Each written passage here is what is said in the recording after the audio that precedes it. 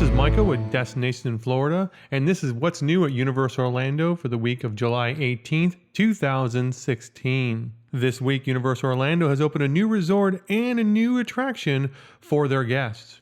Sapphire Falls has welcomed their first guests. This brand new Caribbean-inspired property is the 5th on-site hotel at Universal Orlando Resort and will whisk you away to an island state of mind.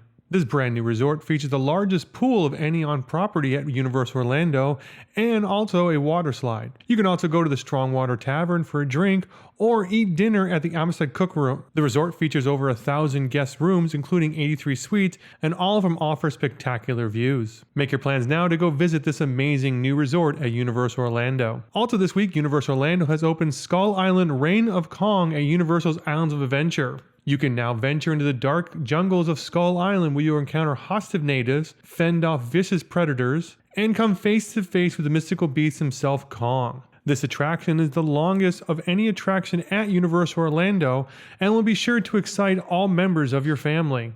Are you ready for an adventure that will take you deep into the darkness and come face to face with Kong himself? Thank you for watching this week, and make sure to tune in next week for more news and tips from Universal Orlando Resort.